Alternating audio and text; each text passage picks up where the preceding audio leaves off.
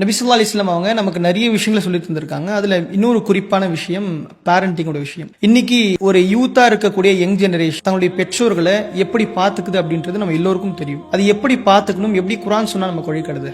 யா ஷபாப் அல் உம்மா, இந்த உம்மத்துடைய வாலிபர்களுக்கு சொல்லக்கூடிய மிக முக்கியமான விஷயம் இந்த நேரத்தில் அதுதான். அதோடைய சிறப்புகளையும் இதோடைய வசனங்களையும் நிறைய சொல்லலாம்.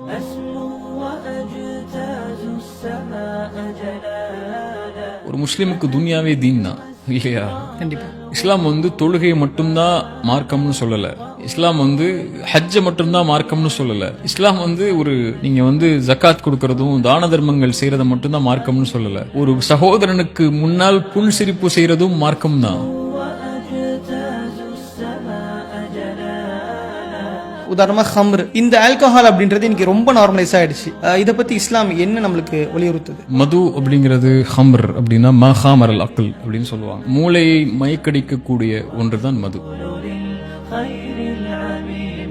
ரசூலுல்லாஹி ஸல்லல்லாஹு அலைஹி வஸல்லம் சொன்னாங்க, லஅன ரசூலுல்லாஹி ஸல்லல்லாஹு அலைஹி வஸல்லம், அல்லாஹ்வுடைய தூதர் ஸல்லல்லாஹு அலைஹி வஸல்லம் சபிச்சாங்க குடிப்பவரை, வாங்குபவரை, விற்பவரை, ஊத்தி கொடுப்பவரை, சுமப்பவரை, அதை தயார் செய்பவரை ரசூலுல்லாஹி ஸல்லல்லாஹு அலைஹி வஸல்லம் எண்ணிக்கிட்டே இருந்தாங்க. யாரையும் விட்டு வைக்கல. அல்லாஹ் கேட்க சொல்லலாம், ஜிப்ரீல் கேள் அவர் ஏன் அழுகிறார்னு சொல்லி. ஜிப்ரீல் அலைஹிஸ்ஸலாம் கேட்கறாங்க ரசூலுல்லாஹ்ட்ட, யா ரசூலுல்லாஹ் ஏன் அழுகிறீங்க? ரசூலுல்லாஹி ஸல்லல்லாஹு அலைஹி வஸல்லம் சொல்றாங்க, யார் இதை கேட்க சொன்னானோ அவனுக்கு தெரியும் நான் ஏன் அழுகிறேன்னு சொல்லிங்கிறாங்க. சுப்ஹானல்லாஹ். என்ன ஒரு நேசம் பாருங்க அந்த ரெண்டு பேருக்கும். ஜிப்ரீல் அலைஹிஸ்ஸலாம் கொண்டு போய் சொல்றாங்க, யா அல்லாஹ் நான் கேட்டேன், யா அல்லாஹ் அவர் சொல்றாரு உனக்கு தெரியும்னு சொல்லி, நீ தானே கேட்க சொன்ன உனக்கு தெரியும்னு சொல்லி. அஸ்ஸலாமு அலைக்கும் வரஹ்மத்துல்லாஹி வபரகாத்துஹு. பிஸ்மில்லாஹிர் ரஹ்மானிர் ரஹீம். அல்ஹம்துலில்லாஹி ரப்பில் ஆலமீன். வஸ்ஸலாத்து வஸ்ஸலாமு அலா சய்யிதினா முஹம்மதின் வ அலா ஆலிஹி வ ஸஹ்பிஹி அஜ்மஈன். அம்மா பஅத். கண்ணியத்திற்குரிய அல்லாஹ்வின் நல்லடியார்களே, அல்லாஹ் ரப்புல் ஆலமீன் இந்த உலகத்துல கோடான கோடி படைப்புகளை படைச்சிருக்கான். அப்படிப்பட்ட சிறந்த படைப்பாக சொல்வது மனித சமுதாயத்தை மட்டும்தான். அந்த மனித சமுதாயத்திலும் கூட அல்லாஹ் மிகவும் உற்று நோக்குவது இந்த வாலிப சமுதாயத்தை. இப்ப நாம இருக்கக்கூடிய இந்த யங் ஜெனரேஷன் எடுத்தோம் அப்படின்னா பல ப்ராப்ளம்ஸை ஃபேஸ் பண்றோம். அதற்கு குர்ஆனும் சுன்னாவும் என்னென்ன வழிகளை கற்றுத்தருகிறது அப்படின்றத பத்தி ஷேக் உஸ்தாத் அப்துல் பாசித் புகாரி அவர்களோடு கலந்தாய்வு செய்வதற்காக இன்ஷா அல்லாஹ் இந்த பாட்காஸ்டை அல்லாஹ் இஹ்லாஸோடு ஏற்றுக்கொள்வானாக. அஸ்ஸலாமு அலைக்கும் வரஹ்மத்துல்லாஹி வபரகாத்துஹு. வலைக்கும் அஸ்ஸலாம் வரஹ்மத்துல்லாஹி வபரகாத்துஹு. ஹய்யாக்குமுல்லாஹ். எப்படி இருக்கீங்க ஹபீப்? எப்படி இருக்கீங்க நீங்க? அல்ஹம்துலில்லாஹ். அல்ஹம்துலில்லாஹ் நல்லா இருக்கேன் நானும். ஹபீப், ஏன் இந்த டாபிக் திரும்ப திரும்ப யங் ஜெனரேஷனை பற்றி பேசுகிறோம் அப்படின்னா, எவ்வளவுதான் நாங்கள் அறிவுரைகள் கேட்டாலும் இஸ்லாம் என்பது ஒரு ஒரு விஷயத்தை கைட் பண்ணுது. ஆனால் எங்களுக்கு ஏற்றுக்கொள்ளக்கூடிய மனப்பான்மை வரல, முதலாவது. ரெண்டாவது, யங் ஏஜை பற்றி ஏன் இஸ்லாம் எவ்வளவு வலியுறுத்துது?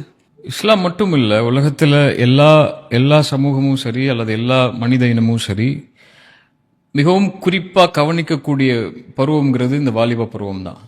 எல்லா சமூகமும் சரி. ஏன்னா அல்லாஹ் குர்ஆன்ல சொல்லும்போது கூட மனிதனை அல்லாஹ் படைக்கிறான், பலகீனமான ஒரு நிலையிலிருந்து ஒரு மனிதன் வருகிறான்.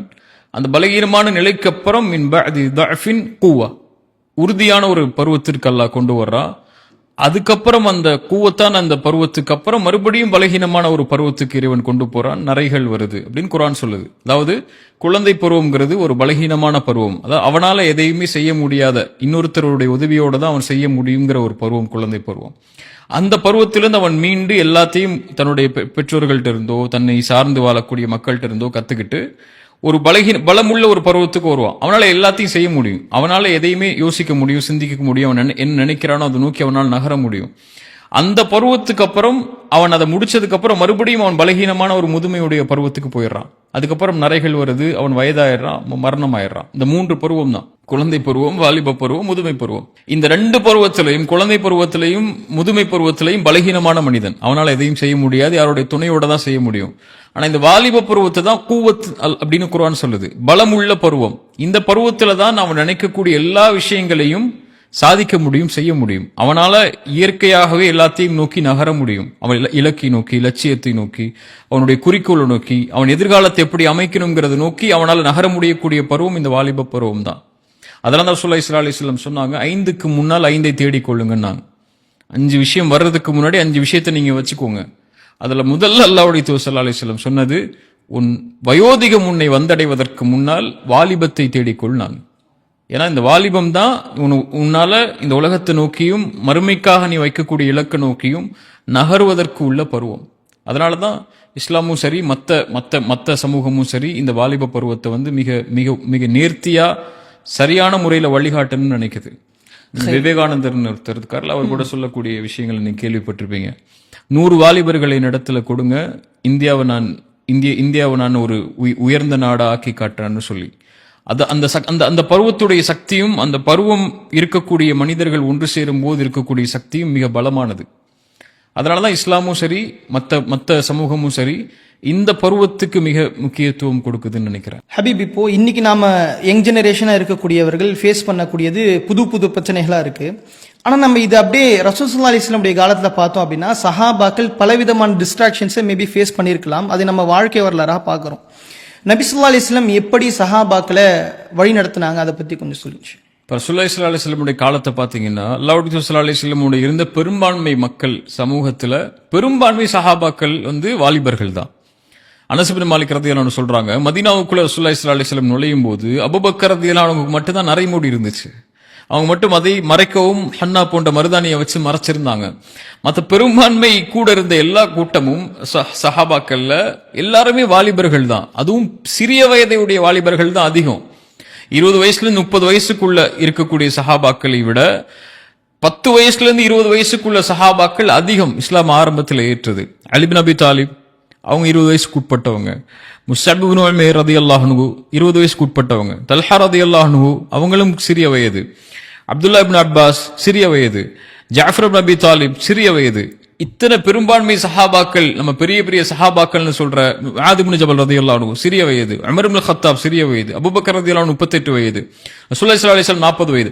40 வயதை தாண்டி இருக்கக்கூடிய சஹாபாக்கள் வந்து மிக குறைவு ரசூலுல்லாஹி ஸல்லல்லாஹு அலைஹி வஸல்லம் உடைய சமூகத்துல. அதனால தான் ரசூலுல்லாஹி ஸல்லல்லாஹு அலைஹி வஸல்லம் அந்த சமூகத்தை உறுதிப்படுத்தணும்னு நினைச்சாங்க. அல்லாஹ் ரப்பல் ஆலமீன் இந்த சமூகத்தை அந்த வாலிபர்களை கொண்டு தான் பலப்படுத்தினான் இல்லையா? முஸ்அப் இப்னு உமைர் வரலாறு நமக்கு தெரியும்.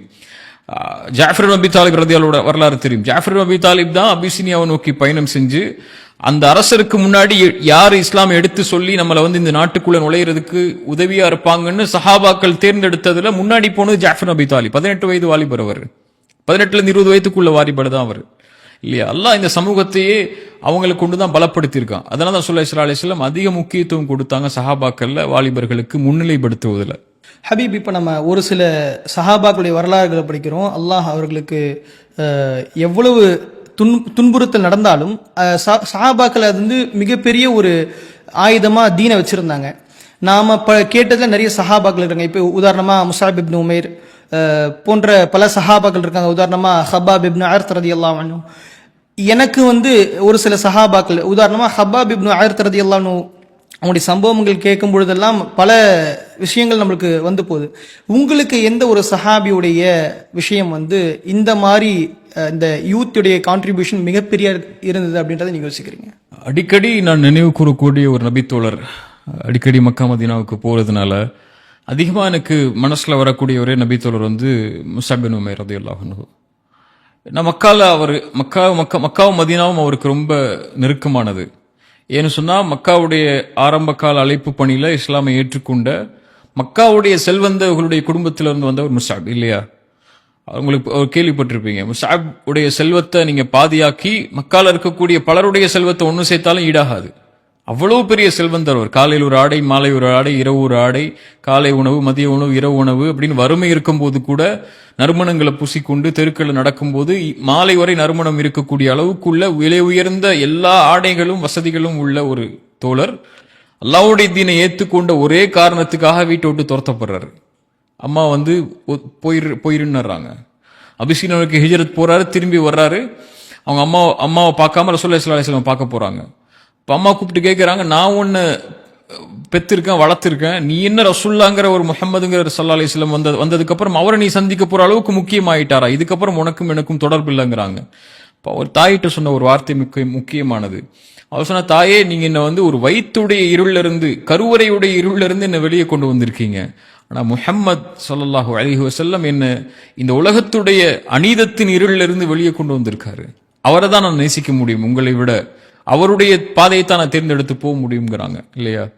ரசூலுல்லாஹி ஸல்லல்லாஹு அலைஹி வஸல்லம் அவங்களுடைய மார்க்கத்தை படிக்கக்கூடிய அந்த தோழர் மக்காவுடைய பருவத்துல மதீனாவிலிருந்து அபிசீனியாவுடைய ஹிஜ்ரத்துக்கு அப்புறம் அக்கபாவுடைய உடன்படிக்கைக்காக வர்றாங்க. ரசூலுல்லாஹ் மதீனாவை கூட்டு போகணுங்கிற சில எண்ணத்தோட சில தோழர்கள் மதீனாவாசிகள் வர்றாங்க. ஒரு 10 பேர் வந்திருப்பாங்க. வந்து கேட்கறாங்க, எங்களோட யாரையாவது அனுப்புங்க, அவங்க குர்ஆனை சொல்லி கொடுக்கட்டும், அங்க இருக்கக்கூடிய மக்களுக்கு இஸ்லாமை சொல்லி கொடுக்கட்டும் சொல்லி. ரசூலுல்லாஹ் தேர்ந்தெடுத்தது முஸ்அப. 20 வயது கூட இருக்காதவருக்கு அவரை சேர்த்து அனுப்புறாங்க. 2வது உடன்படிக்கை மதீனாவாசிகள் அல்லாஹ்வுடைய தூதர் அழைக்க வரும்போது வந்தவங்க 70 பேருக்கும் மேல. அப்ப அந்த 60 பேர் அதிகமானதுடைய இஸ்லாமிய ஏற்புக்கு காரணம் யார்? முஸ்அப். ரசூலுல்லாஹி ஸல்லல்லாஹு அலைஹி வஸல்லம் மதீனாவுக்கு போறதுக்கு முன்னாடியே மதீனாவுக்கு இஸ்லாமிய சாம்ராஜ்யம் அமையறதுக்குள்ள அடித்தளத்தை அமைத்து யூதர்கள் பலரையும், அன்சாரிகள் மதீனாவாசிகள் பலரையும், மதீனாவாசிகளுடைய தலைவர்கள் பலரையும் அல்லாஹ்வுடைய தீன் பக்கம் இணைச்சு ரசூலுல்லாஹ் வரதுக்கு முன்னாடியே மதீனாவுக்குள்ள இஸ்லாமிய சாம்ராஜ்யத்துக்குள்ள அடித்தளங்களை வச்சு ரசூலுல்லாஹ் வந்த உடனே அரண்மனைக்குள்ள ஒரு அரசவைக்குள்ள ஒரு மிகப்பெரிய நாற்காலிக்குள்ள அமர வைக்கிற மாதிரி அல்லாஹ்வுடைய தூதர் அமர வைச்சதுக்குரிய அடிப்படையே முஸ்அப் தான் ரலியல்லாஹு அன்ஹு. ஆனா அந்த முஸ்அப் அல்லாஹ்வுடைய தீன்ல இருந்த அந்த அர்ப்பணிப்பு அவருடைய உலகத்தில் அவருக்கு போயிருச்சு. அதுக்கப்புறம் அவருடைய ஆடை கிழிந்த ஆடை தான். ரசூலுல்லாஹி ஸல்லல்லாஹு அலைஹி வஸல்லம் நிறைய முறை முஸ்அபை பார்த்து அழுதுருக்காங்க. இன்னும் முஸ்அப், அல்லாஹ் உன்னுடைய நிலைமை இப்படி ஆயிருச்சு முஸ்அப், இப்படிப்பட்ட ஆடைகள் அணிஞ்சிருக்கியன்னு சொல்லி. அந்த முஸ்அப் மதீனாவுக்கு உள்ள அந்த இஸ்லாமிய ஏற்புக்கு எல்லாத்துக்கும் காரணமாகி உஹதுடைய போர்க்களத்துல மரணமாகிறாரு. ரசூலுல்லாஹி ஸல்லல்லாஹு அலைஹி வஸல்லமுக்கு முன்னாடி முஸ்அபுடைய ஜனாசா கொண்டு வரப்படுது. தேம்பி அல்லாஹ்வுடைய தூதர் அழுகிறாங்க ஹம்சாவுடைய ஜனாசாவுக்கு அப்புறம். ஏன்னா முஸ்அபோடு அல்லாஹ்வுடைய தூதருக்கு இருந்த நெருக்கம் அவ்வளவு நெருக்கம். அதுவும் ரசூலுல்லாஹி ஸல்லல்லாஹு அலைஹி வஸல்லமுடைய தோற்றத்தை ஒத்த தோற்றம் மாதிரியே இருப்பார் முஸ்அப். அதனால உஹதுல முஸ்அபுடைய மரணத்தை பார்த்து காஃபிர்கள் வந்து ரசூலுல்லாஹ் மரணம் ஆயிட்டாங்கன்னாங்க இல்லையா. ரசூலுல்லாஹ் பாதுகாக்கிறதுக்காகவே கொடி எடுத்துட்டு வேகமா வெளியே ஓடி மரணமான ஷஹீதான சஹாபி அவர். அவருடைய ஜனாசா கொண்டு வரப்படுது. அவருடைய ஜனாசாவை அடக்கம் செய்யறதுக்காக கஃபன் போடுறாங்க. அவருடைய காலை மூடினால் தலை தெரிந்தது, தலையை மூடினால் கால் தெரிந்தது. இது ஒரு வாயில வார்த்தையா சொல்லும் போது ஒரு அடுக்கு மொழியா இருக்கு. ஆனா அதனுடைய நிலைமை ரொம்ப மோசமானது இல்லையா. எப்படி செல்வந்தவரா வாழ்ந்தவர் அல்லாஹ்வுடைய தீனை ஏற்றுக்கொண்ட ஒரே காரணத்துக்காக ஒரு நிலைமை முழுவதுமா தலைகீழா மாறிடுது. பின்னாடி காலத்துல ஹப்பாப் சொன்னீங்கல்ல, ஹப்பாப் மிகப்பெரிய தியாகம் செஞ்ச ஒரு நபித்தோழர். முதுகுல தோளே கிடையாது, நெருப்புப்பட்டவருக்கு. ஹப்பாபுக்கு முன்னாடி உணவுகள்லாம் பின்னாடி காலத்துல ரசூலுல்லாஹ்வுடைய மரணத்துக்கு அப்புறம் இஸ்லாமிய சாம்ராஜ்யம் ரோம் பாரசீகள் அமையும் போது அவருக்கு முன்னாடி வைக்கப்படுது உணவுடைய விரிப்புகள் எல்லாம். ஹப்பாப் சொல்றாரு, அந்த உணவுகள் அந்த அலங்காரங்கள் எல்லாம் பார்த்ததுக்கு அப்புறம் எங்களோட முஸ்அப் வாழ்ந்தார், அவர் இப்படிப்பட்ட நிலையில் இருந்தார், மரணமானார், அடக்கம் செய்ய போனோம், அவருடைய காலை மூடினால் தலை தெரிந்தது, தலையை மூடினால் கால் தெரிந்தது. அவங்களுக்கு அப்புறம் இந்த உலகம் எங்களுக்கு விசாலமாக்கிருச்சு. அவங்க சொன்ன வார்த்தை முக்கியமானது, நான் பயப்படுறேன் அல்லாஹ் வந்து நாங்க செஞ்ச நலவுகளுக்குரிய கூலிய இந்த உலகத்திலேயே அல்லாஹ் முற்படுத்திட்டானோ, கொடுத்துட்டானோ, அதனாலதான் எங்களுக்கு இவ்வளவு வசதிகளும் அவங்களுக்கு அப்படிப்பட்ட ஏழ்மையான மரணமும் அல்லாஹ் கொடுத்தானோ அப்படின்னு சொல்லி ஹப்பாப் நினைவு கூர்ந்தாங்க. அவ்வளவு நெருக்கமான ஒரு தோழர் ஒரு வரலாற்றை படிச்சதுக்கு அப்புறமும் அதை மக்களுக்கு எடுத்து வைக்கணுங்கிற ஆர்வம் அந்த வரலாற்றிலிருந்து வரும்போதும் எனக்கு நெருக்கமான தோழர்கள் ஒருவர் முஸ்அப் ரலியல்லாஹு அன்ஹு. அல்ஹம்துலில்லாஹ். ஹபீப், இப்போ நபி ஸல்லல்லாஹு அலைஹி வஸல்லம் அவர்கள் வழிகாட்டித்த இந்த சஹாபாக்கள் எப்படிப்பட்ட ஒரு வாழ்க்கையை வாழ்ந்தாங்க அப்படின்றத நம்ம பார்த்தோம். எவ்வளவு பெரிய டிஸ்ட்ராக்ஷன்ஸா இருந்தாலும் நபி ஸல்லல்லாஹு அலைஹி வஸல்லம் ஒரு விஷயத்தை தவறு அப்படின்னு சொல்லிட்டாங்கன்னா அது எந்த நிலையில இருந்தாலும் தவறு, அதை துறந்துட்டாங்க. ஆனா இன்னைக்கு இருக்கக்கூடிய சிச்சுவேஷன் பார்த்தோம் அப்படின்னா, உதாரணமா ஹம்ர், இந்த ஆல்கஹால் அப்படின்றது இன்னைக்கு ரொம்ப நார்மலைஸ் ஆயிடுச்சு. இதை பத்தி இஸ்லாம் என்ன நம்மளுக்கு வலியுறுத்துது? அதாவது மது அப்படிங்கிறது ஹம்ர் அப்படின்னா மஹாமரல் அக்கல் அப்படின்னு சொல்லுவாங்க. மூளையை மயக்கடிக்கக்கூடிய ஒன்றுதான் மது.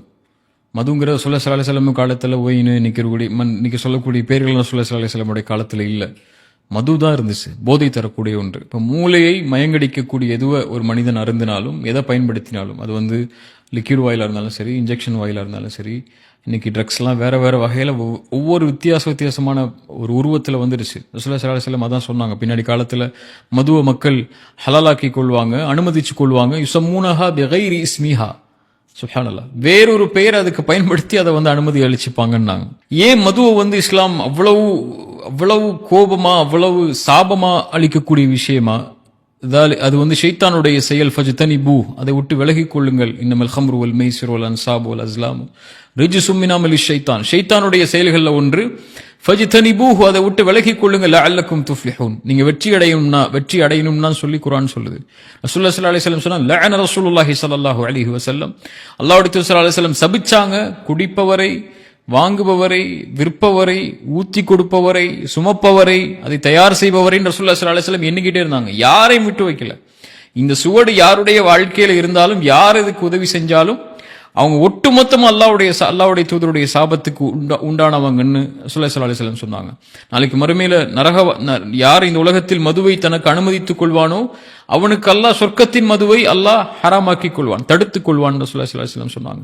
3 முறை ஒரு மனிதனுக்கு வாய்ப்பு கொடுக்கப்பட்ட பிறகும் மதுவை மீண்டும் மீண்டும் அவன் அருந்தி 3 முறை பாவ மன்னிப்பு கேட்டதற்கு பிறகும் மதுவை அருந்தினால் அல்லாஹ் நரகவாதிகளுடைய ஷீலை அவனுக்கு கொடுப்பதற்கு அல்லாஹ் தன் மீது கடமையாக்கிக் கொள்கிறான் ரசூலுல்லாஹி ஸல்லல்லாஹு அலைஹி வஸல்லம் சொன்னாங்க. ஏன் அப்படின்னா, மது ஒரு சமூகத்துக்குள்ள நுழையுதுன்னா அந்த சமூகம் அழிஞ்சிரும். எதுல அழியும்னா நோக்கத்தில் அழிஞ்சிரும். அந்த சமூகத்துக்கு ஒரு நோக்கம், ஒரு குறிக்கோள், ஒரு லட்சியம், ஒரு நீதிக்காக, ஒரு அநீதத்துக்கு எதிராக போராடக்கூடிய எந்த குணமும் அவனுடைய உள்ளத்தில் இருக்காது. எதுக்கு வாழ்றோன்னே தெரியாம ஆயிடுவான்.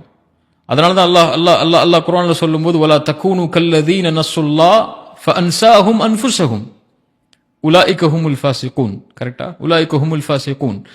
நீங்க அல்லாஹ்வை மறந்தவர்கள் ஆகிராதீங்க, ஆயிட்டீங்கன்னா உங்களையே நீங்க மறந்துடுவீங்கங்கறான். இப்ப அல்லாஹ்வுடைய கட்டளையில அல்லாஹ் தடுத்த இந்த விஷயத்தை எவன் ஒருவன் செய்ய ஆரம்பிக்கிறானோ, எந்த ஒரு சமூகம் செய்ய ஆரம்பிக்குதோ அந்த சமூகம் தன்னையே மறந்துரும். உலாயிக ஹுமுல் ஃபாஸிகூன், அவங்க தான் பாவிகள் அல்லாஹ் ரப்பல் ஆலமீன் சொல்றான். ஹபீப், இப்போ இவ்வளவு வலியுறுத்தக்கூடிய ஒரு விஷயங்கள்ல எனக்கு நார்மலைஸாக சொல்லக்கூடிய இன்னொரு ஃபத்வாக்களை தேட ஆரம்பிக்கிறாங்க. என்ன அப்படின்னா, சிகரெட்லாம் ஹராமா அப்படின்ற ஒரு கேள்வி வருது. சிகரெட் போதை தருதா அப்படின்ற ஒரு கேள்விலாம் நார்மலைஸாக கேட்குறாங்க இல்லையா? அதை பத்தி என்ன? சிகரெட்டை பொறுத்த வரைக்கும் கருத்து வேறுபாடு உள்ள விஷயமா இருந்தாலும் ஒரு விஷயத்துல ஹராம் ஹலால் அப்படின்னு வரும்போது எதுக்காக இஸ்லாம் அதை ஹராமாக்குதுங்கிற ஒரு அடிப்படை இருக்குல்ல. சிகரெட்டை ஹலாலாக்குற அறிஞர் யார் இதை ஹலால்னு சொல்றா? ஒரு மக்ரூ தடுக்கப்பட்டதுன்னு சொல்லுவாங்களே தவிர ஹலால்னு யாரும் சொல்ல மாட்டாங்க. அதை விட்டு விலகிக்கோங்க அப்படிப்பட்ட காரியம் தான் சொல்லி. ஆனா மூளையை மயங்கடிக்கக்கூடியதான் ஹம்ர், மதுனா. சிகரெட்டும் மூளையை மயங்கடிச்சிரும். அது மட்டுமல்ல, ஸ்மோக்கிங், நீங்க சிகரெட் பாக்கெட்டை வாங்கி பார்த்தாலே இதில் என்ன இருக்கும்? Smoking kills. இது ஒன்று கொன்றும்.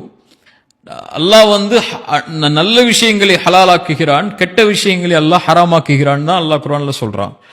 ஒரு மனிதனை கொலை செய்யக்கூடிய ஒவ்வொரு நொடியும் பல ஆயிரக்கணக்கான உயிர்கள் இந்த சிகரெட்டினால, இந்த புகையினால.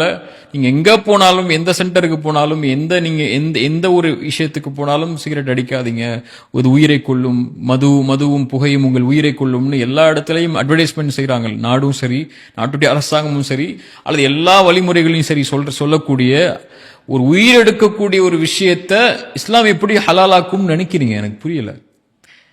ஒரு தீய விஷயத்தை தான் அல்லாஹ் ஹராமாக்குவான், நல்ல விஷயங்களை அல்லாஹ் அனுமதித்துக் கொள்வான். தன் கரத்தாலேயே ஒருவன் தன்னை அழிக்கக்கூடிய, தன் உயிரை மாய்க்கக்கூடிய, அல்லாஹ் கொடுத்த அமானிதமான இந்த உடலை சிதைக்கக்கூடிய ஒரு காரியத்தை செய்யக்கூடிய இந்த புகையை எப்படி இஸ்லாம் ஹலாலாக்கும்?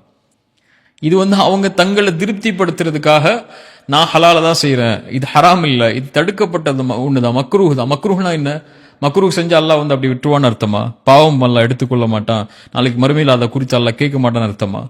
அல்லாஹ்வுடைய தூதர் ஸல்லல்லாஹு அலைஹி வஸல்லம் அல்லாஹ் அனுமதிக்காத ஒரு செயலை செஞ்சுட்டு ஹலால்னா அது ஹராம், ஓகே நான் ஹராம் தான் செய்யறேன்னு செய்யக்கூடிய ஒருவனுடைய பாவத்தை விட இது ஹராம் இல்ல ஹலால்னு செய்வான் தெரியுமா? அது மிகப்பெரிய கொடூரமான பாவம். அது அல்லாஹ் அப்படிப்பட்டவர்களை பாதுகாக்கணும். ஹபீப், இது ஒரு புறம் இருந்தாலும் இன்னொரு மிகப்பெரிய ஒரு விஷயமாக நம்ம பார்க்கக்கூடியது, இன்னைக்கு இருக்கக்கூடிய யூத் ஃபேஸ் பண்ணக்கூடியது ஆங்ஸைட்டி, டிப்ரெஷன், லவ் பிரேக்கப்ல இருந்து நான் சூசைட் தாட்ஸ் அந்த மாதிரிலாம் இருக்கு. இன்னைக்கு நியூஸ்ல பார்த்தாலும் நிறைய அதோடைய எண்ணிக்கை ஜாஸ்தி ஆகிட்டே போகுது. மன நிம்மதியை தேடி தான் ஒரு மனிதன் இதற்காகலாம் இந்த வார்த்தையெல்லாம் பயன்படுத்திக்கிறானோ அப்படின்ற ஒரு கேள்வி இருக்குல்ல, அது எப்படி பார்க்குறோம்? ரசூலுல்லாஹி ஸல்லல்லாஹு அலைஹி வஸல்லம் சொன்னதுதான், மறுமை நாள் நெருங்கும் போது இந்த மாதிரி ஆன்சைட்டி, ஸ்ட்ரெஸ்ஸு, சூசைடல், அது மரணிக்கணுங்கிற எண்ணம் இதுவெல்லாம் அதிகமாயிரும். இன்னைக்கு இருக்கக்கூடிய ஜென்ரேஷனுடைய இறுக்கமே அதுதான்.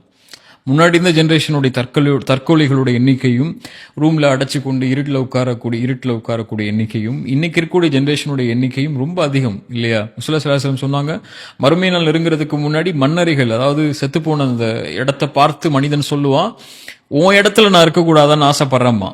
இப்ப எல்லாருமே மரணத்தை விரும்ப ஆரம்பிக்கக்கூடிய நிலைமை ஏற்படும் மறுமைக்கு முன்னாடி. அந்த ஒரு காலத்துல தான் நம்ம இருக்கிறோம்.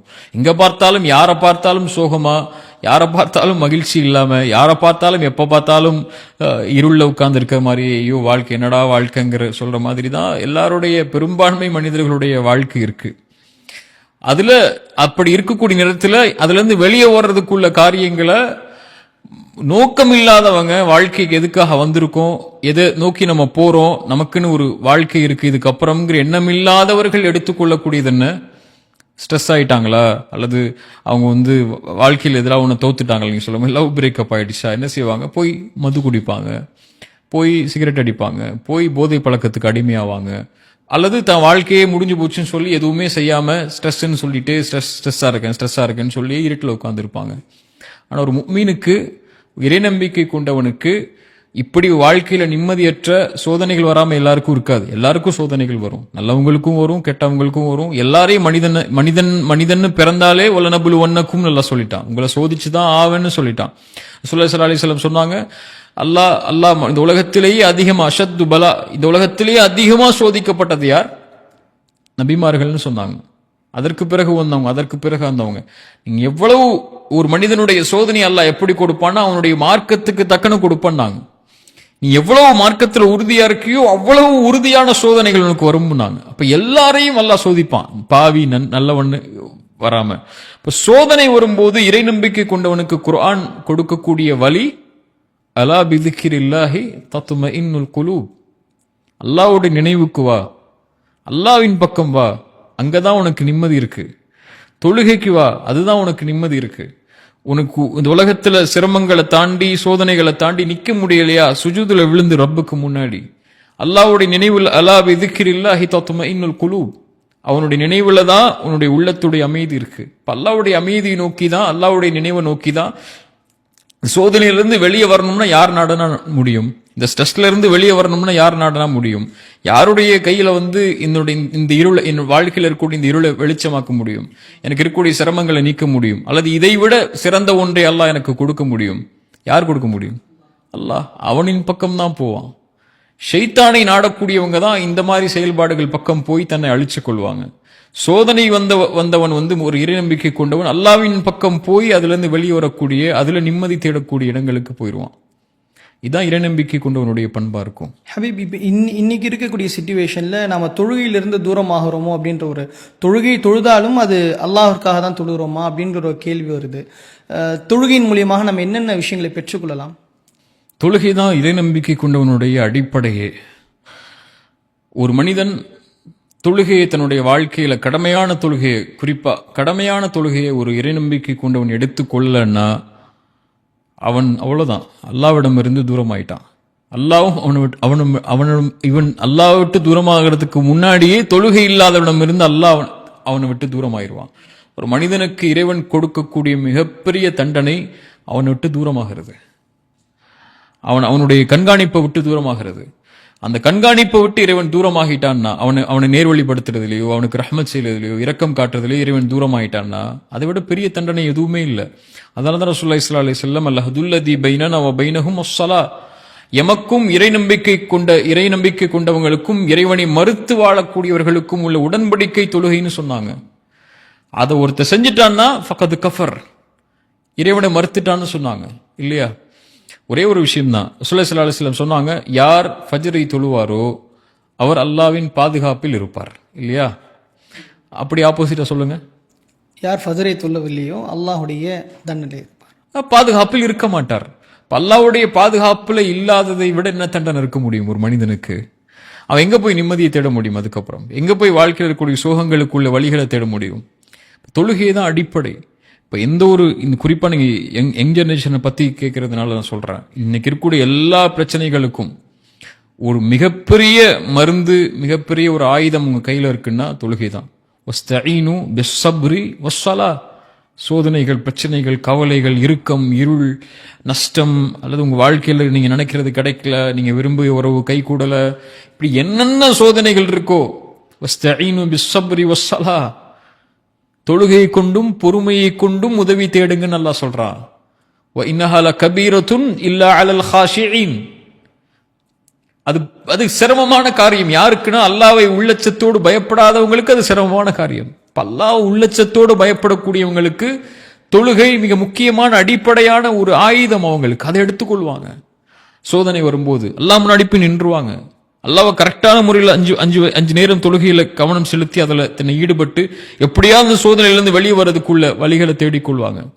அல்லாஹ்வை மறுக்கக்கூடியவங்க தான், அல்லது அல்லாஹ்வை மறக்கக்கூடியவங்க தான் பாவங்கள்ல போய் தன்னுடைய வாழ்க்கையில் இருக்கக்கூடிய சோகங்களுக்கோ பிரச்சனைகளுக்கோ வழி தேடி அதையும் தங்களுடைய வாழ்வில் இருளுக்கு உள்ளாக்கி கொள்வாங்க. யார் நினைவிலிருந்து தூரமாகிறாரோ அவருக்கு நெருக்கடியான வாழ்க்கை அல்லாஹ் கொடுப்பங்கிறான். அல்லாஹ்வுடைய நினைவிலேயே மிகப்பெரிய நினைவு தொழுகை தான், இல்லையா? மூசா அலைஹிஸ்ஸலாம் அல்லாஹ் சொல்லும்போது லா இலாஹ இல்லா அன ஃபஅபுதுனி, வணங்க தகுதியான என்னை தவிர யாரும் இல்லை, என்னையே வணங்கு மூசா, வ அக்கிமிஸ் ஸலாத லிதிக்ரி, என் நினைவுக்காக தொழுகை நிலைநாட்டுங்கிறான். இப்ப அல்லாஹ்வுடைய நினைவிலேயே உயர்ந்த நினைவு தொழுகையா இருக்கும்போது அதை மறந்துட்டதுக்கு அப்புறம், அதை விட்டதுக்கு அப்புறம் அல்லாஹ் என் கூட யா அல்லாஹ் எனக்கு உதவி செய்யா அல்லாஹ், எனக்கு கஷ்டமா இருக்கியா அல்லாஹ், சிரமமா இருக்கியா அல்லாஹ், இருளா இருக்கியா அல்லான்னு சொல்லி கோடி முறை அல்லாஹ் அழைத்தாலும் அல்லாஹ்ட்ட இருந்து பதில் வராது. இப்போ ஒரு மனிதனுக்கு அல்லாஹ் கொடுக்கக்கூடிய தண்டனையிலேயே மிகப்பெரிய தண்டனை அவனுடைய அன்புல அவனை விட்டு அல்லாஹ் தூரமாகிறது. அப்படி செய்யணுமா, அல்லாஹ் உங்களை விட்டு தூரமாகணுமா, ஒரே ஒரு செயலை செஞ்சிருங்க, அல்லாஹ் உங்களை விட்டு தூரமாயிருவா. தொழுகை விட்டுருங்க. ஃபக்கத் கஃபர்.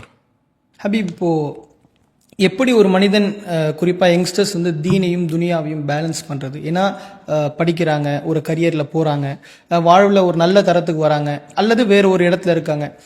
எப்படி தீனையும் துனியாவும் பேலன்ஸ் பண்ணணும் அப்படின்னு சொல்லி? தீனையும் துனியாவையும் பேலன்ஸ் பண்ணுறதுல இஸ்லாம் ஒரு தராசை வச்சுலாம் பார்க்க சொல்லலை.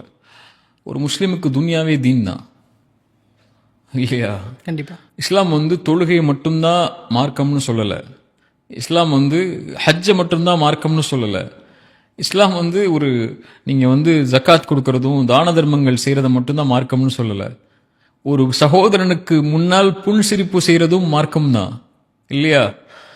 நீங்கள் ஒரு போகக்கூடிய வழியில் உங்களுக்கு இடையூறு தரக்கூடிய ஒரு மரத்துடைய முள்ளை தூக்கி போடுறதும் மார்க்கம் தான், இல்லையா? மனைவியோட நீங்கள் இணைகிறதும், உங்களுடைய ஆசைக்காக நீங்கள் உங்களுடைய மனைவியோட இணைகிறதும் மார்க்கம் தான் அது. அதனால் இஸ்லாம் மார்க்கத்தையும் துன்யாவையும் பிரித்து பார்க்கல. இன்னைக்கு பிரித்து பார்த்தீங்கன்னா அது பிழை. அது இந்த உலகத்தில் நீங்க வாழக்கூடிய எல்லா நேரத்திலையும் அல்லாஹ் அனுமதித்த முறையில், அல்லாஹ்வுடைய தூதர் அனுமதித்த முறையில் எதை நீங்க செஞ்சாலும் சரி, அதான் தீன், அதான் துன்யா. அதை நீங்க எவ்வளவு மில்லியன் சம்பாதிக்கணும்னு நினைச்சு இந்த உலகத்துல போட்டி போட்டாலும் சரி, தவறு இல்லையே. காசு சம்பாதிக்கிற தப்பா? நீங்க ஒரு மில்லியனர் ஆகணும், பில்லியனர் ஆகணும், பெரிய பெரிய பிசினஸ் மேன் ஆகணும், நான் கோடி கோடியா சம்பாதிக்கணும் அப்படின்னு வாழ்றது தப்பா? இல்ல. மறுமைக்காக உங்களை தயார்படுத்திக் கொள்ளுங்கள். வலா தன்ஸ நஸீபக மினத் துன்யா. துன்யாவுடைய விஷயத்துல உங்களுடைய பங்கை நீங்க மறந்துடாதீங்கன்னு தான் நல்லா சொல்றா. ரப்பனா ஆத்தினா ஃபித் துன்யா ஹஸனா வ ஃபில் ஆখিরাতি ஹஸனா. அதுக்கப்புறம் அல்லாஹ் சொல்றா, மறுமைக்காக யா அல்லாஹ் எனக்கு உலகத்தின் நலவை கொடு, மறுமை நலவை கொடு. உலகத்தை நீங்க தூக்கி போட்டீங்கன்னா மறுமையே இல்லையே. இதை பேஸ் பண்ணி தான் அல்லாஹ் உங்களுக்கு மறுமையை வச்சிருக்கா. இப்ப இதை பேஸ் பண்ணி மறுமையை வச்சவன் ஒவ்வொரு நொடியிலையும் இஸ்லாமை வச்சுட்டான். இஸ்லாம்ங்கிறது ஒன்றும் இல்லை, அல்லாஹ் கடமையாக்கியதை செய்யுங்க, அல்லாஹ் அனுமதித்த முறையில் செய்யுங்க, அல்லாஹ்வுடைய தூதர் அனுமதிச்ச முறையில் செய்யுங்க. இதை செஞ்சிட்டீங்கன்னு சொன்னா இந்த துன்யா தான் உங்களுக்கு மறுமை தான் துன்யா. அதனால ரெண்டையும் பேலன்ஸ் பண்றது ஒன்றும் இல்லை அவனுக்கு. ரெண்டையும் பேலன்ஸ் பண்ணணும்னா அல்லாஹ் அனுமதித்த முறையிலையும் அல்லாஹ்வுடைய தூதர் அனுமதித்த முறையிலையும் எதை செஞ்சு எதை அவன் சம்பாதிக்கணும் உலகத்தில் நினைச்சாலும் சரி, தவறாகவே ஆக போறது இல்லை. ரசூலுல்லாஹி ஸல்லல்லாஹு அலைஹி வஸல்லம் சொன்னாங்க, இந்த உலகத்துல நீங்க ஒன்று கேட்கறதா இருந்தா அல்லாஹ்விடத்துல எதை கேளுங்கன்னாங்க?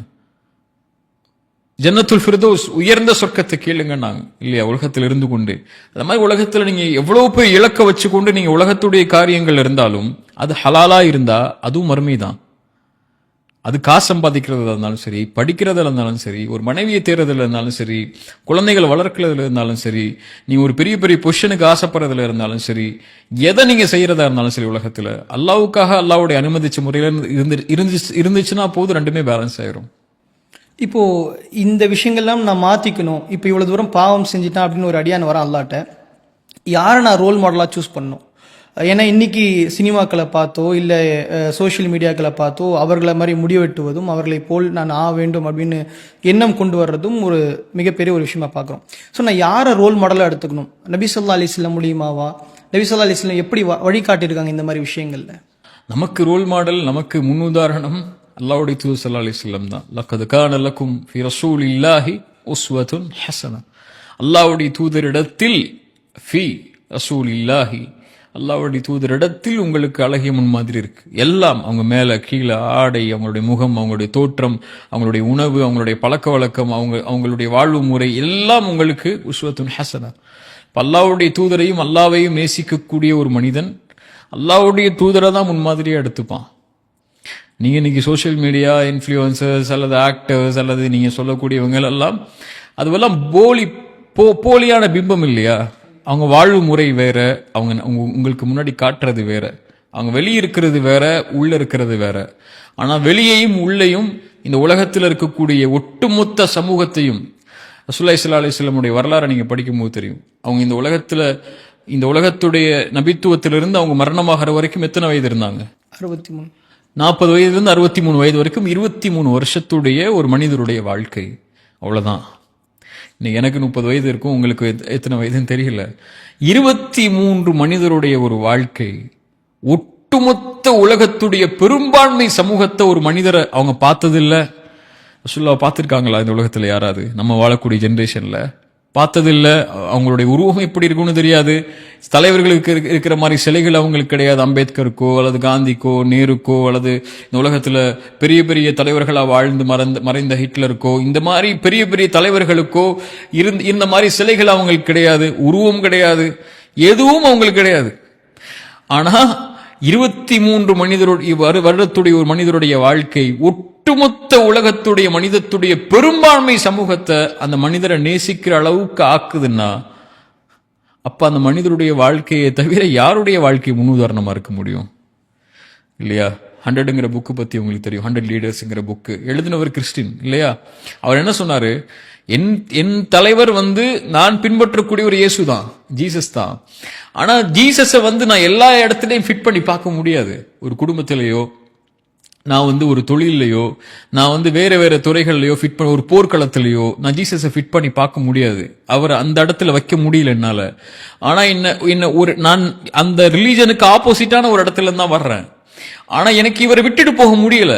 ஏன்னா குடும்பத்திலையும் சரி, நட்புலையும் சரி, தொழிலையும் சரி, போர்லையும் சரி, குழந்தைகளை வளர்க்கறதையும் சரி, தந்தையுடைய ஸ்தானத்திலையும் சரி, நண்பருடைய ஸ்தானத்திலையும் சரி, அல்லது ஒரு உதவிங்கிற ஸ்தானத்திலையும் சரி, மற்ற சமூகத்தோட வாழக்கூடிய ஸ்தானத்திலையும் சரி, போர்க்களங்களையும் சரி, நாடுகள் நிர்வகிக்கக்கூடிய திறன்லையும் சரி, பொருளாதாரத்தை நிர்வகிக்கக்கூடிய திறன்லையும் சரி, இவரை விட்டுட்டு நான் வேற யாரை கொண்டு வைக்க முடியும்னு சொல்லி முதலிடம் கொடுத்தாரு இல்லையா? இப்போ இந்த உலகத்துக்கே ஒரு மனிதருடைய வரலாறு தெரிந்தால் இந்த உலகமெல்லாம் சொல்லும் முஹம்மது ரசூலுல்லாஹ் ஸல்லல்லாஹு அலைஹி வஸல்லம் தான் இந்த உலகத்துக்கே முன்மாதிரின்னு சொல்லி. இன்னைக்கு பலருக்கு அவங்களுடைய வாழ்க்கையே தெரியாது, நமக்கே தெரியாதுன்னு வச்சுக்கோங்களேன். நம்ம சமூகத்தில் வாழக்கூடிய பலருக்கே முஹம்மது ரசூலுல்லாஹ்ங்கிறது ஒரு நபி, நாங்கள் அவங்களை நேசிக்கிறோன்னு வாயால சொல்லி அவங்க புகழ் மாலை சூடுவாங்களே தவிர அவங்களுடைய வாழ்க்கை தெரியுமான்னு தெரியாது. எங்க பிறந்தாங்க, எந்த ஆண்டு பிறந்தாங்க, எத்தனை குழந்தைகள், எத்தனை மனைவிமார்கள், எத்தனை மக்கள் அனுபவிச்ச சிரமங்கள் என்ன, மதீனால அனுபவிச்ச சிரமங்கள் என்ன, பத்ர் என்ன, உஹத் என்ன, கேளுங்க, தெரியாது. எந்த வயசுல மரணிச்சாங்க தெரியாது. என்ன அவங்களுடைய வரலாற்றில் நடந்த முக்கியமான நிகழ்வுகள் தெரியாது, பலருக்கு தெரியாது. நம்மளே குற்றவாளியா இருக்கிறோம். ரசூலுல்லாஹ் நாளைக்கு மறுமையில மன்னிப்பு கேட்கணும்னா, ஒரு பெரிய மன்னிப்பு அல்லாஹ்வுடைய தூதருக்கு இந்த சமூகம் முன்வைக்கணும்னா, உதுரன் யா ரசூலல்லாஹ்னு சொல்லணும்னா, யா ரசூலுல்லாஹ் உங்களை பத்தி இந்த மக்களுக்கு சொல்லல. அதனாலதான் இந்த மக்கள்ல பல பேர் உங்களுக்கு எதிராக உங்களை ஒரு ஆபாச குற்றச்சாட்டு சொல்லியோ அல்லது உங்களை தவறான வரலாற்று முன்னுதாரணமா சொல்லியோ, உங்களை தவறான பிம்பமா உருவங்களை வரைஞ்சோ, கேலி சித்திரங்களை வரைஞ்சோ உங்களை இந்த சமூகம் காட்டினது காரணம் அவங்க இல்ல, நாங்க இல்லையா? நம்ம தானே அவங்க வரலாற்றை சொல்லல, நம்ம தானே அவங்கள உலகத்துக்கு எடுத்து காட்டல, நம்ம தானே அவங்களை நான் முன் உதாரணமா நினைக்கிற ஒரு மனிதர் இந்த உலகத்துக்கே முன்னுதாரணமா நம்ம சொல்லி காட்டல. ரசூலுல்லாஹி ஸல்லல்லாஹு அலைஹி வஸல்லம் விட யாரை நம்ம முன்னுதாரணமா காட்ட முடியும்? இப்படிப்பட்ட நபி ஸல்லல்லாஹு அலைஹி வஸல்லம் அவர்களை பற்றி நாம நெக்லெக்ட் பண்ணாலும் நபி ஸல்லல்லாஹு அலைஹி வஸல்லம் இந்த உம்மத்தின் மீது ரொம்ப பெரிய ஒரு அன்பை காட்டினாங்க. அந்த அன்பு எவ்வளவு பெருசு ஹபீப்? அல்லாஹ்வுடைய தூதர் ஸல்லல்லாஹு அலைஹி வஸல்லமுடைய அன்பை நான் எங்க கொண்டு போய் வைக்கிறது, எதை சொல்றது? ரசூலுல்லாஹி ஸல்லல்லாஹு அலைஹி வஸல்லம் ஒரு முறை தொழுகையில் அழுகுறாங்க, இரவுடைய நேரத்தில் சொல்றாங்க, இப்ராஹிம் அலைஹிஸ்ஸலாமுடைய அந்த விஷயத்தை சொல்லி காட்டுறாங்க. யா அல்லாஹ், யாரை என்னை பின்பற்றினாங்களோ அவங்க மட்டும் தான் என்னை சார்ந்தவர்கள், என்னை பின்பற்றாதவர்கள் என்னை சார்ந்தவர்கள் இல்லைன்னு சொல்லி அழுகிறாங்க. 2 வசனத்தை, குர்ஆனுடைய வசனத்தை ஓதி அல்லாஹ் ஜிப்ரீல் அனுப்புறான். ஜிப்ரீல் அலைஹிஸ்ஸலாம் வர்றாங்க. அல்லாஹ் கேட்க சொல்லலாம், ஜிப்ரீல் கேள் அவர் ஏன் அழுகிறாருன்னு சொல்லி. ஜிப்ரீல் அலைஹிஸ்ஸலாம் வந்து கேட்குறாங்க ரசூலுல்லாஹ்ட்ட, யா ரசூலுல்லாஹ் ஏன் அழுகிறீங்க? ரசூலுல்லாஹி ஸல்லல்லாஹு அலைஹி வஸல்லம் சொல்றாங்க, யார் இதை கேட்க சொன்னானோ அவனுக்கு தெரியும் நான் ஏன் அழுகிறேன்னு சொல்லிங்கிறாங்க. சுப்ஹானல்லாஹ், என்ன ஒரு நேசம் பாருங்க அந்த ரெண்டு பேருக்கும். ஜிப்ரீல் அலைஹிஸ்ஸலாம் கொண்டு போய் சொல்றாங்க, யா அல்லாஹ் நான் கேட்டேன், யா அல்லாஹ் அவர் சொல்றாரு நீ உனக்கு தெரியும்னு சொல்லி, நீ தானே கேட்க சொன்ன உனக்கு தெரியும்னு சொல்லி. அப்போ அல்லாஹ் சொல்றான், ஜிப்ரீலே எனக்கு தெரியும் அவர் ஏன் அழுகிறார்னு சொல்லி, நீங்க சொல்லுங்க அவருடைய உம்மத்தை நான் பொருந்திக் கொள்வேன், அந்த உம்மத்துக்கு நான் அளிக்கக்கூடிய தீர்ப்புடைய விஷயத்துல ஃபலனசுஉக், அவரை நான் கவலை அடைய செய்ய மாட்டேன் அப்படிங்கிறாரு ஸல்லல்லாஹு அலைஹி வஸல்லம். இதை விட ரசூலுல்லாஹ்வுடைய நேசத்தை நான் எங்க போட்டு கொண்டு போய் சொல்றது? ஃபலனசுஉக், நாளைக்கு மறுமையில ரசூலுல்லாஹி ஸல்லல்லாஹு அலைஹி வஸல்லம் உடைய அந்த நேசத்துல அல்லாஹ்வுடைய தூதர் ஸல்லல்லாஹு அலைஹி வஸல்லம் சொல்லுவாங்க, ஷஹீதன் ஷஃபீஅன், ஒன்று ரசூலுல்லாஹி ஸல்லல்லாஹு அலைஹி வஸல்லம் நான் சாட்சியாளனாக நான் சிபாரிசு செய்பவனாக வருவேன்னு சொல்லுவாங்க. நிறைய ஹதீஸுகள்ல சில பலனை சொல்லும்போது அல்லாஹ்வுடைய தூதர் ஸல்லல்லாஹு அலைஹி வஸல்லம் சாட்சியாளராக வருவாங்க, சிபாரிசு செய்வவங்களாக வருவாங்க. ஏன் சாட்சியாளராக ஷஃபீஆக ஷஹீதாக வர்றாங்க? ரெண்டையும் ஏன் சொல்றாங்கன்னா, சிபாரிசு எப்ப தேவைப்படும்? ஒரு தவறான விஷயங்கள், ஒரு பாவிக்கு சிபாரிசு தேவைப்படும் இல்லையா? ஷஃபீஆ வந்துட்டா, சிபாரிசு செய்பவரா வந்துட்டா அதுல இருந்து அவர் வெளியே கொண்டு போயிடலாம் இல்லையா? ஷஹீதன் எப்ப தேவைப்படும்? அவர் செஞ்ச விஷயத்தை உண்மைப்படுத்துறதுக்கு தேவைப்படும் இல்லையா? அப்ப அதுக்கும் வந்துட்டா ரெண்டு தரத்துல தான் ஒருத்தர் இருப்பான். நன்மை செஞ்சவனா இருப்பான், அவனுக்கு சாட்சி சொல்லணும். பாவியா இருக்கா, அவனுக்கு சிபாரிசு செய்யணும். இந்த ரெண்டு இடத்துலையும் இந்த சமூகத்துல யார் இருந்தாலும் அல்லாஹ்வுடைய தூதர் ஸல்லல்லாஹு அலைஹி வஸல்லம் வருவாங்க. ஃபலனசுஉக். அதுக்கப்புறம் ரசூலுல்லாஹி ஸல்லல்லாஹு அலைஹி வஸல்லமுக்கு இந்த வசனம் ஜிப்ரீல் அலைஹிஸ்ஸலாம் சொன்னாங்க, யா ரசூலல்லாஹ் நாளைக்கு மறுமையில நீங்க நபிமார்கள் அவங்க சமூகத்தை கைவிடுறாங்களே நினைச்சு நீங்க கவலைப்படுறீங்கல்ல, அல்லாஹ் உங்களுடைய சமூகத்துடைய விஷயத்தில் உங்களை ஒருபோதும் கவலை அடைய செய்ய மாட்டான். ரசூலுல்லாஹி ஸல்லல்லாஹு அலைஹி வஸல்லமுடைய முஹப்பத் இந்த உம்மத்தின் மேல எத்தனை செய்திகள், எத்தனை ஹதீஸ்கள் இருக்கு. நபி ஸல்லல்லாஹு அலைஹி வஸல்லம் அவங்க நமக்கு நிறைய விஷயங்களை சொல்லி தந்திருக்காங்க. அதுல இன்னொரு குறிப்பான விஷயம் பேரண்டிங்கோட விஷயம். இன்னைக்கு ஒரு யூத்தா இருக்கக்கூடிய யங் ஜெனரேஷன் தங்களுடைய பெற்றோர்களை எப்படி பார்த்துக்குது அப்படின்றது நம்ம எல்லோருக்கும் தெரியும். அது எப்படி பார்த்துக்கணும், எப்படி குர்ஆன் சொன்னா நமக்கு வழிகாட்டுது? யா ஷபாப் அல் உம்மா, இந்த உம்மத்துடைய வாலிபர்களுக்கு சொல்லக்கூடிய மிக முக்கியமான விஷயம் இந்த நேரத்தில் அதுதான். அதோடைய சிறப்புகளையும் இதோடைய வசனங்களையும் நிறைய சொல்லலாம். வகதா ரப்புக அல்லா தஅபுது இல்லா இய்யாஹு பில் வாலிதைனி இஹ்சானா, அல்லாஹ்வை வணங்குதலுக்கு பிறகு அல்லாஹ்வுடைய மார்க்கம் ஒரு விஷயத்தை முக்கியத்துவப்படுத்தினா என்ன? பில் வாலிதைனி இஹ்சானா, பெற்றோரிடத்தில் நல்ல முறையில் நடந்து கொள்ளுங்கள் தான் சொல்லுது. ரப்பு எனக்கு செஞ்சிட்டியா கடமை, அதுக்கப்புறம் இந்த உலகத்தில் ஒருத்தர் கடமை செய்யணுமா? யாரு? உன்னுடைய பெற்றோர்கள் தான். ஸல்லல்லாஹு அலைஹி வஸல்லம் கேட்கும்போது, யா ரசூலல்லாஹ் உலகத்திலேயே நான் நெருக்கமா எடுத்துக்கொள்ள வேண்டிய உறவு யார் அப்படின்னு கேட்கும் ஸல்லல்லாஹு அலைஹி வஸல்லம் சொன்னாங்க, உம்முக். அதுக்கு பிறகு உம்முக், அதுக்கு பிறகு உம்முக், அதுக்கு பிறகு உன்னுடைய அபூக், உன் தந்தைன்னு ஸல்லல்லாஹு அலைஹி வஸல்லம் சொன்னாங்க. ரசூலுல்லாஹி அலைஹி வஸல்லமும் அல்லாஹ்வுடைய மார்க்கத்தில் ஒரு மனிதனுக்கு பங்கு அல்லாஹ்வுக்கு அப்புறம் கொடுக்கிறதுக்கு உள்ள உரிமை அப்படிங்கிறது பெற்றோர்களுக்கு தான் ஸல்லல்லாஹு அலைஹி வஸல்லம் நமக்கு சொல்லியிருக்காங்க. நிறைய ஹதீஸுகள் இருக்கு. ஒரே ஒரு ஹதீஸை மட்டும் சொல்லிட்டு நான் இதை ஒரே ஒரு ஹதீஸையும் ஒரே ஒரு நபித்தோருடைய செய்தியை மட்டும் சொல்லிக்கிறேன். ஒரு சஹாபி கேட்கிறார், யா ரசூலல்லாஹ் என் தந்தை மரணமானதற்கு பிறகு அவருக்கு நான் செய்ய வேண்டிய கடமைகள் இருக்கா? அவர் இல்ல, நான் என்ன செய்யறது? அவருக்கு நன்மை போகணும், அவருக்கு நான் நன்றி சொல்லணும், என்ன செய்யணும் கேட்கிறாங்க. ரசூலுல்லாஹி ஸல்லல்லாஹு அலைஹி வஸல்லம் சொன்னாங்க, இக்ராமு சதீகிஹிமா, சதீக்னா உன் தந்தை தாயுடைய நண்பர்களை கண்ணியப்படுத்தினாங்க. யாகை, ஒரு பெற்றோர் மரணித்ததற்கு பிறகு அவர்களுடைய நண்பர்களிடத்தில் கண்ணியமா நடந்துக்கோன்னு சொல்லக்கூடிய மார்க்கம் அந்த தாய் தந்தைட்டு எப்படி நடந்துக்க சொல்லும் இல்லையா? ஒரு சஹாபிட்ட கேட்கிறாங்க, தோழரே நான் ஒரு தவறு செஞ்சுட்டேன், ஒரு பெண்ணை கொலை செஞ்சுட்டேன், எனக்கு திருமணம் செய்ய வந்தாங்க, அவங்க வேறு திருமணம் செய்ய முற்படுத்திட்டாங்க, நான் கோவத்தில் கொலை செஞ்சுட்டேன், எனக்கு உலகத்தில் தண்டனை கிடைக்க போகுது, ஆனால் அதை குறித்து கவலைப்படலை, அல்லாஹ்விடத்தில் எனக்கு மன்னிப்பு உண்டா நான் செய்த தவறுக்கு? சஹாபி சொன்னாங்க, அல்லாஹ்விடத்தில் மன்னிப்பு உண்டான்னு கேட்குறியே, உம்முக ஹய்யா, உன் தாய் உயிரோடு இருக்கிறாங்களான்னு கேட்டாங்க. அவர் சொன்னார், என் தாய் உயிரோடு இல்லை அப்படின்னாங்க. சரி, அல்லாஹ்விடத்துல தௌபா செஞ்சுக்க, பாவ மன்னிப்பு கேட்டுக்கன்னு. அங்கிருந்த தோழர்கள் கேட்டாங்க, தோழரே ஏன் அவருடைய தாய் உயிரோடு இருந்தீங்களான்னு கேட்டாங்க. அவர் செஞ்ச பாவத்துக்கு மன்னிப்புக்கு ஏன் தாய் உயிரோடு இருக்காங்களான்னு கேட்குறீங்க. அப்போ அவர் சொன்னார், தோழர்களே, இன்னிலா அலமு அமலன் அக்ரபு இலல்லாஹி அஸ்ஸ வஜல் மின் பிர்ரில் வாலிதா. அல்லாஹ்விடத்தில் நெருங்குவதற்குரிய ஒரு செயலை இந்த உலகத்தில் நான் பார்க்கல, ஒரு மனிதன் தன் தாய்க்கு பணிவிடை செய்வதை தவிரன்னாங்க. இதான் மார்க்கம். உன் தாய் தந்தையை திருப்திப்படுத்தாம இந்த உலகத்தில் எந்த ஒரு மனிதன் வாழ்ந்தாலும் சரி, அவனுடைய வாழ்க்கையே ஒன்றுமில்லாத வாழ்க்கை தான். அவன் அல்லாவுக்கும் நாளைக்கு மறுமையில் போய் ரப்பை அவன் அடியான்னு நிற்க முடியாது, உலகத்திலையும் அவன் தோத்துட்டான். அல்லாவுக்கு நெருக்கமாக இருக்கக்கூடிய ஒரு அடியான், இறைநம்பிக்கையோட வாழுங்கிற அடியான் உலகத்தில் எடுத்துக்கொள்ள வேண்டிய கடமை மிக முக்கியமானது. அல்லாவுக்கு அப்புறம் பெற்றோர்களை பேன்றது, கண்ணியமாக நடந்துக்கணும். இந்த காலத்தில் இருக்கக்கூடிய பெற்றோர்கள், இந்த காலத்தில் இருக்கக்கூடிய வாலிபர்கள்லாம் இன்னைக்கு வெகு தூர பயணம், வெளிநாடு பயணம், அல்லது வெளியூருடைய கல்லூரி படிப்பு இப்படின்னு பெற்றோர்களை விட்டு விலகி வாழக்கூடிய காலகட்டமாக உலகமாக இது ஆயிடுச்சு. மொத்தமாக கூட்டு குடும்பம் யாரும் இருக்கிறது இல்லை, தனித்தனி குடும்பங்களாக மாறிடுறாங்க. மனைவி வந்துடுறாங்க, குழந்தை வந்துடுறாங்க, அவர் வெளிநாட்டில் இருக்கிறார், அடுத்து நிறைய ஆண்டுகள் பெற்றோர்கள் ஊரில் இருக்கிறாங்க.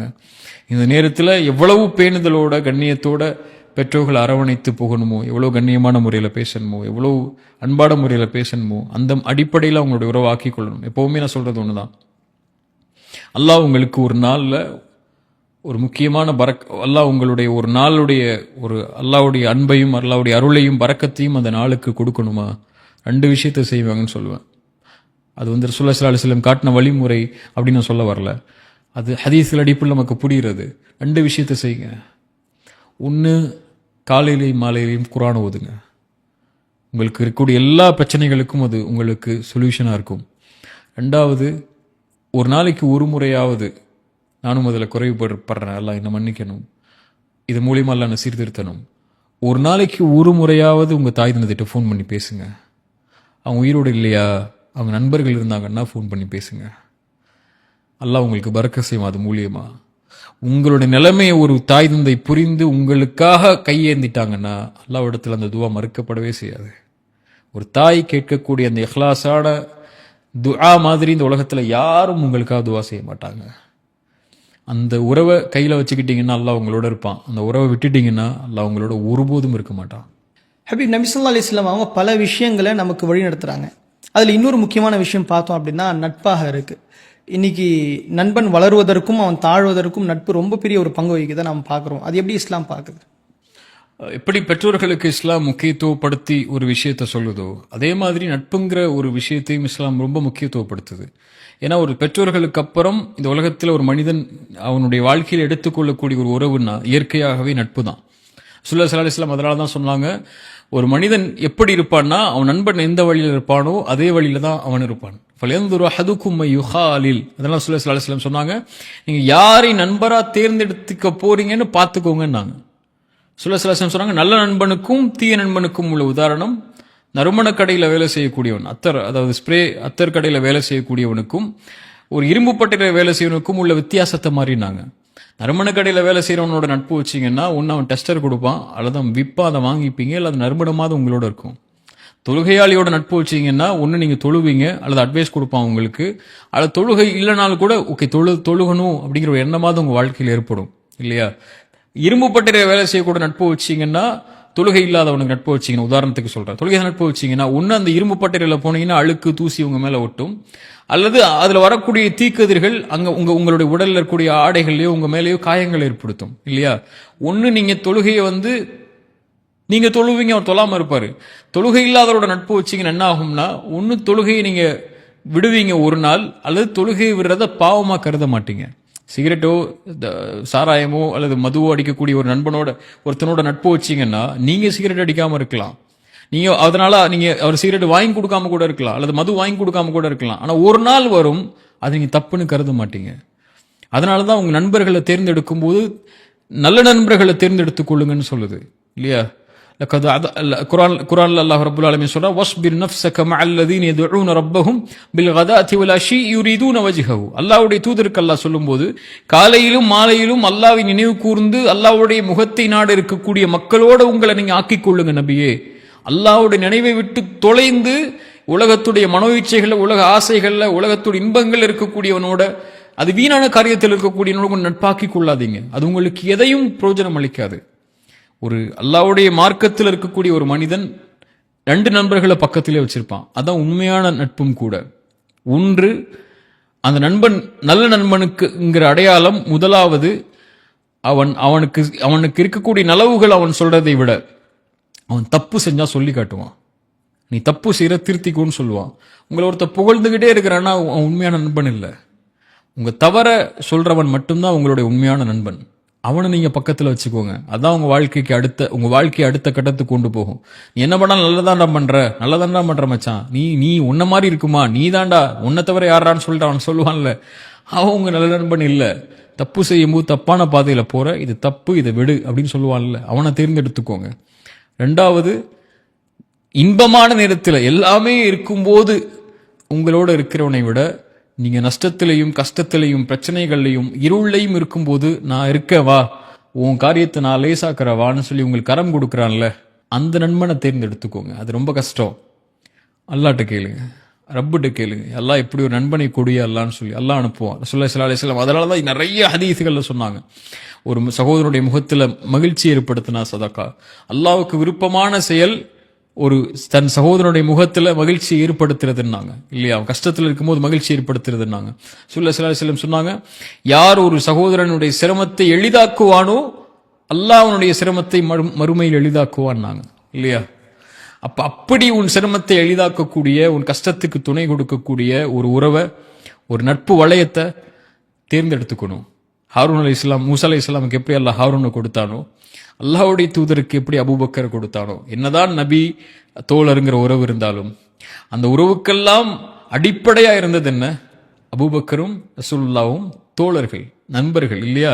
அதனாலதான் அல்லாஹ் இது கால லி சாஹிபிஹி, அந்த சௌருடைய வசனத்தை அல்லாஹ் சொல்லும்போது அவர் தன் நண்பரிடத்திலே சொன்னார், லா தஹ்சன் இன்னல்லாஹ மஅனா அப்படின்னு சொல்றார். அல்லாஹ்வால் அங்கீகரிக்கப்பட்டவர்.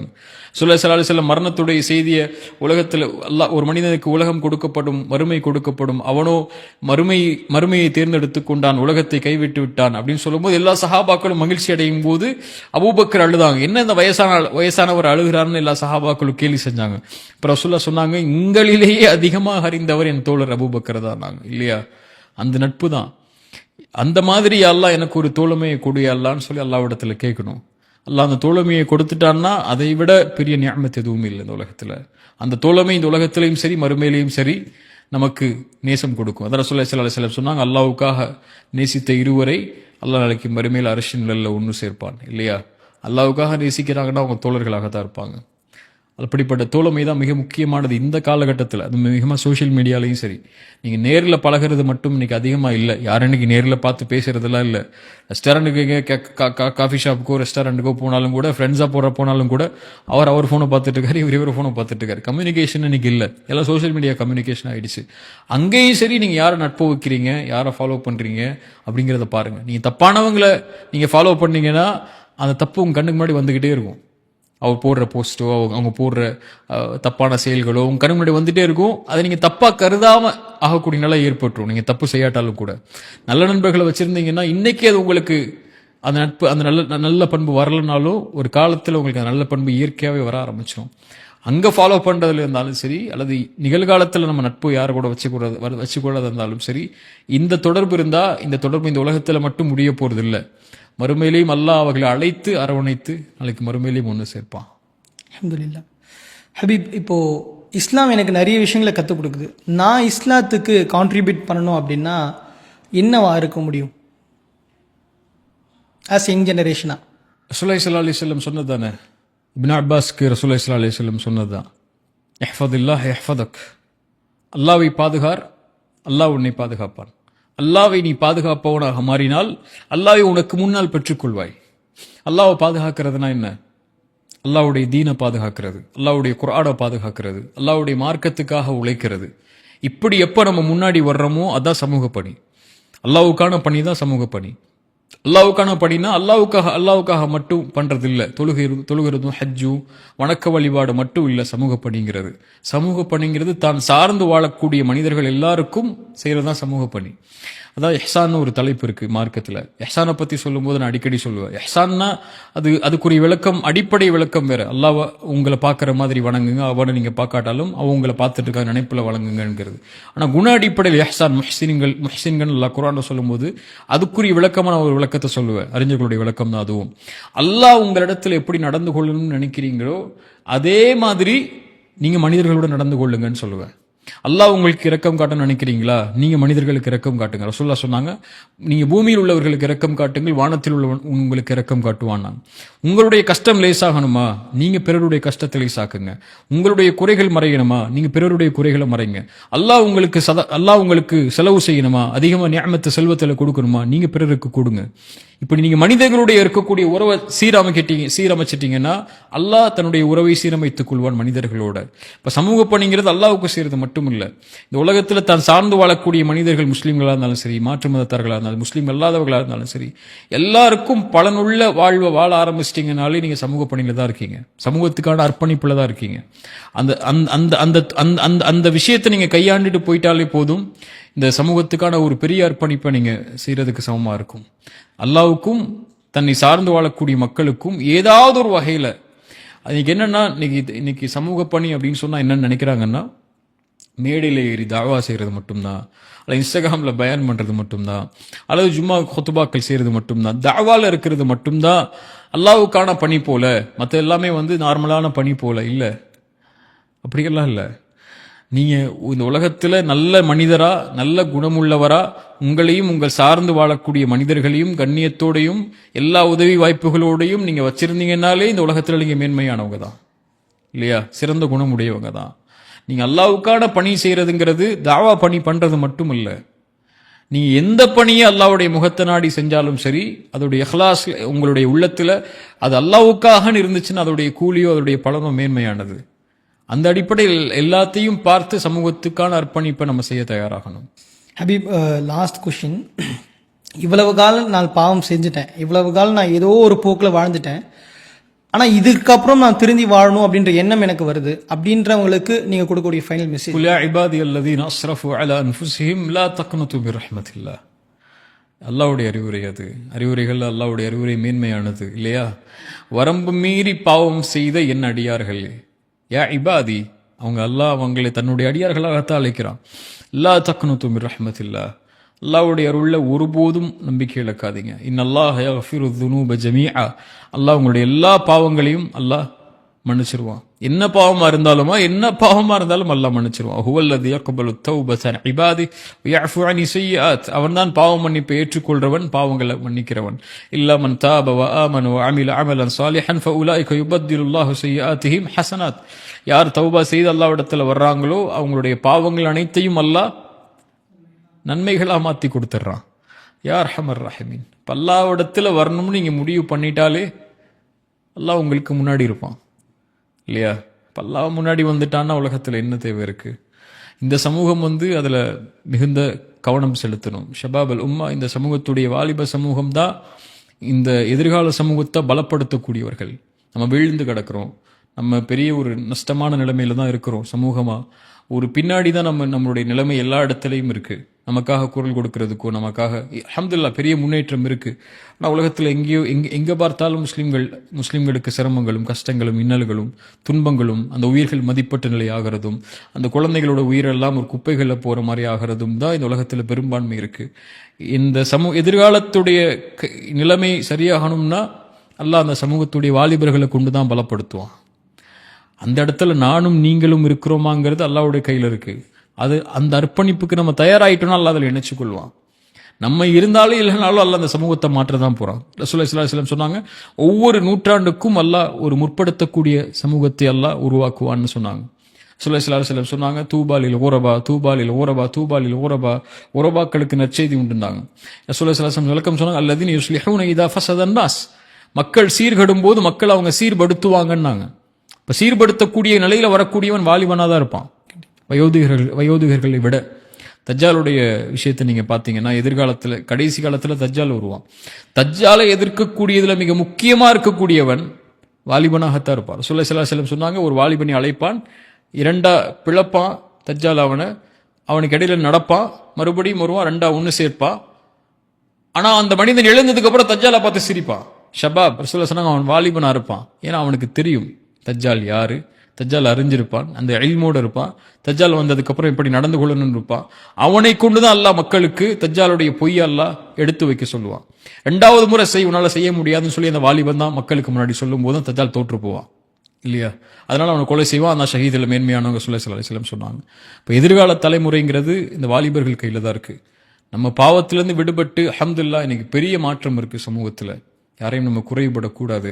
இங்க பார்த்தாலும் அவன் எப்படி, இவன் எப்படி, இவர் அப்படி, அவர் அப்படின்னு சொல்லி குதர்க்கங்கள் இந்த சோசியல் மீடியாக்கள்ல இருந்தாலும் சரி, ஒரு பெரிய மாற்றம் சமூகத்தில் இருக்கு. இதை கையாளக்கூடிய முறையிலையும் இந்த சமூகத்தை வழிநடத்தக்கூடிய முறையிலையும் எல்லாரும் மிக மென்மையான முறையில மென்மையான போக்கை கையாண்டோம்னா, இந்த வாலிப சமூகத்தை மீட்டெடுத்தோம்னா, இந்த பாவங்கள் இருந்தோ, இந்த டிஸ்ட்ராக்ஷன்ஸ்ல இருந்தோ, சோசியல் மீடியா கலாச்சாரத்துல இருந்தோ, நோக்கத்தோட, ஒரு குறிக்கோளோட, ஒரு லட்சியத்தோட வணக்க வழிபாட்டில் இருக்கக்கூடிய ஒரு சமூகத்தை உருவாக்குறதுக்காக ஒரு சமூகம் தயாராயிடுச்சுன்னா அந்த சமூகம் வெற்றியான சமூகம் தான். அந்த சமூகமா இந்த சமூகம் மாறும், அல்லாஹ் ஆக்குவாங்கிற நம்பிக்கை இருக்கு. அவருடைய பங்களிப்பில் அல்லாஹ் நம்மளையும் ஆக்கணுங்கிறது தான் நம்மளுடைய எதிர்பார்ப்பு.